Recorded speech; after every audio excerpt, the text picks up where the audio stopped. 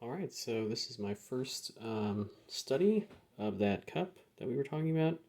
And there's a few things you got to keep in mind when you're doing this. You'll see that a lot of your lighter values, you'll lay in a light shade there, see? And you'll even take your blending stick. It'll blend it. It'll look nice and it'll get smooth. But for your lighter tones, you may have to take your eraser and actually erase out to get that proper tone. You can see, look how much lighter that tone now is compared to how it started. And that's what I had to do over here. And in there, as you'll lay in a tone, and for some of the lighter values, you may just have to be figuring out how you erase out some of those darker lights, because charcoal's very dark to begin with. And so I'm highly suggest that you work additively, which means you draw in and you lay in value. But I think for some of the more subtle, lighter tones, you're going to need to be erasing out and working what we call subtractively. And you can see that here on this side, I couldn't get that light of a gray by just putting the charcoal pencil blending it. You also may find that the way that you can get some nice tones too is you lay in your charcoal.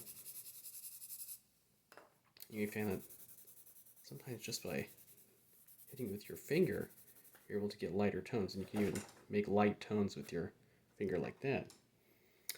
For some of the fine details, it is perfectly fine to use your pencil as a value, and I had to do some of that there around this ellipse, and just to sharpen it up, because sometimes with charcoal it gets a little messy.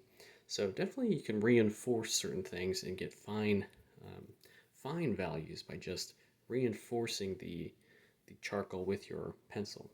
Now don't forget about your cast shadow. Your cast shadow has its own shape, and don't forget that it has its own values. So it's much darker near the base of the cup here than it is once it gets towards these outer areas.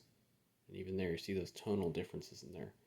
The handle's shadow has its own shape as well. So don't forget, even your cast shadows, don't just fill it in with the dark and think it's done. And don't be afraid too.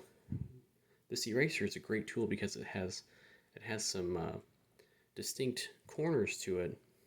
Don't be afraid to go in and use the corner to really reinforce kind of your reflected light and your lighter values. So I really use my eraser in quite a lot of this.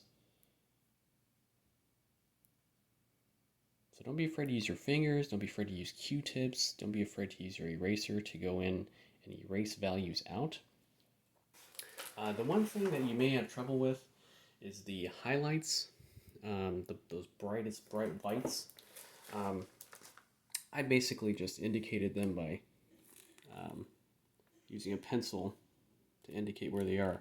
And we can actually go in and use some white paint if you really want to, and just really put those in there. But don't be afraid to use other drawing implements to really get these shadows. So remember, you can use your eraser. That's a huge one to get lighter values. You can use your fingers. You can use Q-tips. Definitely you can use your blending stick.